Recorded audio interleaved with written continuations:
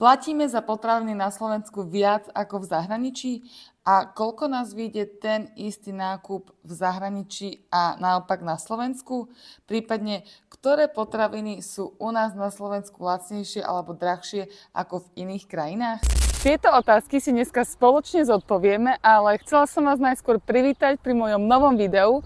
Bude také trošku iné, ako sú tie moje predchádzajúce, ktoré mám tu na YouTube, ale povedala som si, že prečo nie.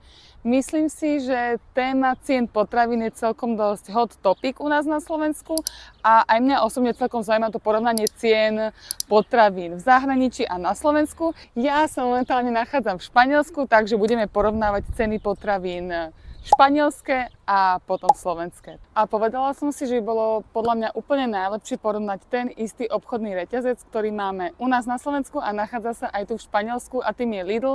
A myslím si, že je to celkom fajn, pretože ten je na Slovensku celkom obľúbený. A vybrala som niekoľko základných potravín, ktoré najčastejšie nakupujem ja, alebo si myslím, že sa v tých nákupných košíkoch objavujú najčastejšie. Takže dneska spoločne zistíme, kde tieto potraviny dokážeme nakúpiť za lacnejšie. Takže poďme sa na to rovno pozrieť. Takže prvá vec, ktorú si hneď úplne všimnete, je, že ten Lidl vyzerá všade rovnako. Viem, že je to úplne bežné, ale teda nie, na začiatku máme ovocie a zeleninu a tam máme niekoľko potravín na zozname, takže ideme zistiť ceny tých potravín. No a teraz začíname ovocím a z ovocia som nemohla vybrať nič iné ako banány, pretože tie si kupujem naozaj v každom jednom nákupe, ktorý robím podľa mňa. A tuto v španielskom Lidli stojí kilo banánov euro 49. No a na Slovensku stojí kilo banánov euro 59, čo je veľmi podobné ako to bolo v tom Španielsku, ale je to o 10 centov drahšie ako práve v tom španielskom Lidli. Ako druhý druh ovocia som vybrala jablka, pretože tie sú podľa mňa taká klasika a podľa mňa si ich kupuje veľká väčšina z nás. Úplne neviem, aký typ budú mať na Slovensku, ale za červené, ktoré tu majú, tak za ne zaplatíte euro 99. Ale potom tu majú aj takéto balenie 700 gramové Pink Lady jablčok a za takéto balenie by ste zaplatili euro 89 teraz v zlave, ale pri normálnej cene, alebo tá normálna cena je 2,65 €. No a na Slovensku je tu z jablok a hlavne aj z červených jablok oveľa väčší výber a sú tu rôzne ceny, ale je to napríklad 2,35 za kilo, aj za euro 69 alebo aj za 2,49, takže tá cena sa naozaj tak rôzni. Ale povedala by som, že tá cena je vo všeobecnosti asi trošku vyššia, ale nedá sa mi to úplne porovnať s tou Španielsku, pretože tu je oveľa väčší výber a takýto v tom Španielsku nebol. Zo zeleniny som vybrala paradajky a uhorky, pretože tie si kupujem takmer vždy. A paradajky v Španielsku stoja, takéto strapcové stoja 2,29 kg a v slovenskom Lidli dokážete strapcové paradajky kilo kúpiť za 2,99, čo je o niečo drahšie, ako sme ich dokázali kúpiť v Španielsku. No a potom som hovorila, že som vybrala teda uhorku, najčastejšie kupujem takúto šalátovú a za jednu takúto šalátovú uhorku, čo je nejakých 350 gramov, zaplatíte túto v Španielsku 79 centov a na kilo to vychádza 2,26 €. No a potom v slovenskom Lidli kúpite kus šalátovej uhorky za 89 centov, čo je o 10 centov viac, ako som ich dokázala kúpiť v Španielsku. A zo syrov som vybrala takto Ajdam, pretože ten si myslím, že ja kúpem úplne najčastejšie, alebo Goudu, ale teda tu za takéto 400 gramové balenie zaplatíte 2,99 € a teda skoro 3 €, čo je vlastne kilo za 7,48 €. A potom napríklad za takúto mozzarellu zaplatíte v zlave 89 centov, ale normálne stojí skoro 1 €, pretože stojí 95 centov. No a na Slovensku za Ajdam, a tiež tu majú balenie takéto 400 gramové, tu je to XXL, tak zaplatíte 3,59, čo je o 60 centov viac, ako by som za to dala v Španielsku, takže tento syr je celkom drahší. Mozzarella na Slovensku stojí fakt úplne podobne, kúpite ju tu za túto 125 gramov, myslím, áno, za 94 centov, čo je len o 1 centík menej, za aké som to bola, alebo o 1 centík menej oproti tomu, ako sa dala mozzarella kúpiť v Španielsku. No a samozrejme, že ma zaujímala aj cena masla. Tu si dokonca viete kúpiť aj takú kocku, aby ste maslo zo solu alebo bez soli, to úplne neviem, či je na Slovensku, ale tu si teda tú jednu 250 gramovú kocku dokážete kúpiť za 2,29. No a na Slovensku maslo bola plná celkom taká témička a vyšlo teda, že je drahšie ako bolo v Španielsku, pretože túto zaplatíte za takúto kocku masla 250 gramovú 2,59, ale vidím tu aj cenu, že 3,14. Takže tie ceny tuto aspoň za to maslo vychádzajú trošku drahšie. Zo šuniek tu úplne nevidím také tie, ktoré sú u nás na Slovensku v Lidli, ale porovnám to napríklad s takou, ktorú sme si aj my tu kupovali. Snažím sa kupovať vždy čo najviac, aby tam bolo čo najviac percent mäsa. V tejto morčacej je 93 a takéto balenie, ktoré má 100 gramov, stojí 2,39.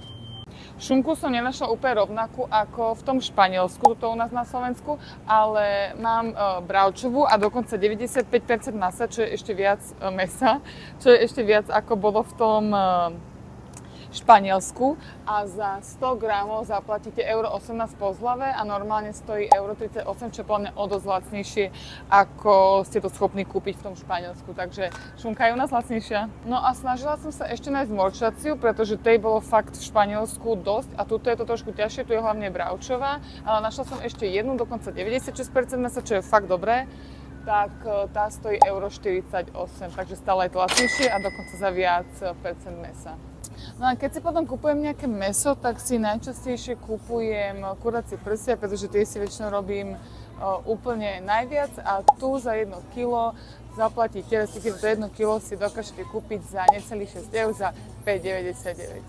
No a kura na Slovensku, priznám sa, že túto som úplne nenašla v takom obyčajnom regále. Kuracie prsia, neviem to tam nájsť, jednoducho kuracie prsia, sú tu kuracie stehná po väčšine, ale sú farmárske, čiže to bude určite drahšie, ale za kilo zaplatíte túto 7,99. Toto úplne neviem porovnať a nechcem kecať, aby to bolo proste takže pravdivé, ale tieto vychádzajú trošku drahšie, ale hovorím, sú to tie farmárske, takže neviem povedať úplne, že ako by to bolo v pravom porovnaní s tými španielskými kuracími prsiami. No a potom samozrejme nemôžem vynechať múku a to som vedela, že bude také trošku komplikovanejšie, povedzme, pretože to som ani po Francúzsku nevedela nájsť, že by poznali nejakú hrubú, polohrubú alebo hladkú múku, ale tuto to majú skôr rozdelené podľa toho, čo konkrétne budete chcieť piecť. No a tuto je napríklad taká na nejaké sladké koláče, predpokladám, pretože je tam bábovka na obrázku, tak tá stojí kilo 99 centov, ale potom je tu aj nejaká za 81 centov alebo aj za 91 centov, ale tu je jedna aj za euro 44, takže záleží aký druh múky, ale tie ceny sa pohybujú nejak takto. No a na Slovensku je podľa mňa múka lacnejšia, respektíve aspoň v tomto období, pretože všade je napísané, že je to časovo obmedzené, takže podľa mňa je tu nejaká akcia, ale teda za hrubú múku, pšeničnú klasickú zaplatíte 42 centov, potom je tu polohrubá tiež za 42, takže vo všeobecnosti, aj potom aj hladká je tu za 42, takže si myslím, že tá múka je vo všeobecnosti lacnejšia, aj keď je časovo obmedzené, ale nemyslím si, že tá zľava by bola až taká veľká, pretože tá cena je polovičná oproti tej španielskej. A samozrejme, že v tom porovnávaní cien u mňa nesmú chýbať vajíčka, pretože tie si ja robím naozaj často a kupujem ich naozaj vždy a veľa.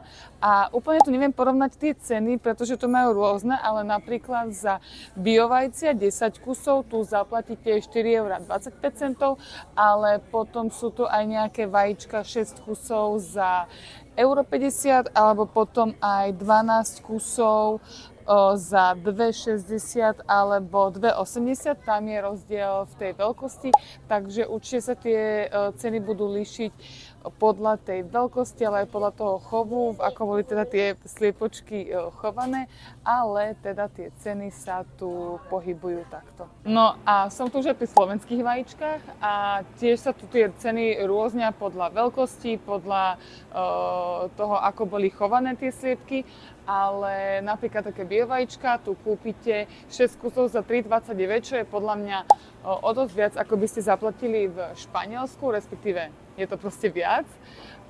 Potom sú tu ale ceny aj napríklad, že 10 kusov, za 10 kusov dáte 3,89, alebo potom veľkosť M, vajíčka za 2,75, ale aj za 3,39 bez hlavy, ale aj 3,16, takže naozaj tie sumy sú rôzne, ale keby to mám porovnať tak celkovo, tak si myslím, že v Španielsku zaplatíte za vajíčka menej ako tu na Slovensku.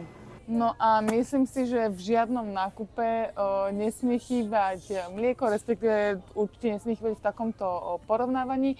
No a tuto dáte za takéto polotučné mlieko za 1 liter euro 13. No a potom polotučné mlieko dokážete na Slovensku liter kúpiť za lacnejší, a to za 71 centov, čo je necelých 50 centov, respektíve skoro 45 centov, o 45 centov lacnejšie ako keď som bola v Španielsku. Takže to bude z dnešného porovnávania všetko. Určite mi dajte vedieť dolu do komentárov, či vás niečo prekvapilo, či vás prekvapila cena niektorej z potravín, prípadne ten rozdiel, aký bol v cenách potravín na Slovensku a v Španielsku. Za mňa, čo mňa celkom prekvapilo, aj keď som vedela, že tie ceny potravín išli na Slovensku dosť hore, tak aj tak som nečakala, že veľká väčšina z tých potravín, ktoré som vlastne ja porovnávala, že budú drahšie na Slovensku ako v tom Španielsku, pretože stále tam asi ten stereotyp tých západných krajín, respektíve o tých západných krajinách, že tam tie ceny jednoducho sú vyššie, ale nie. Tie potraviny, ktoré som porovnávala ja, boli na Slovensku, respektíve veľká väčšina bola na Slovensku drahšia, takže toto bolo prekvapivé tak za mňa. Ale čo musím povedať je, že podľa mňa ten slovenský Lidl mal oveľa väčší výber potravín ako ten španielský. OK, asi sú tam nejaké špecifika proste tej krajiny, že nie všetko tam poznajú, alebo nemajú tam úplne tie isté druhy, tak ako máme na Slovensku my, a majú tam zase svoje náhrady, ale už len to ovocie napríklad som mala pocit, že ten výber je na Slovensku oveľa väčší. Takže takéto pozitívne plus pre slovenský Lidl. No a to už je z dnešného videa naozaj všetko. Dajte mi teda vedieť do komentárov. Ďakujem, že ste to sem dopozerali. Lajkujte, šerujte, odoberajte a vidíme sa pri ďalšom videu. Čaute.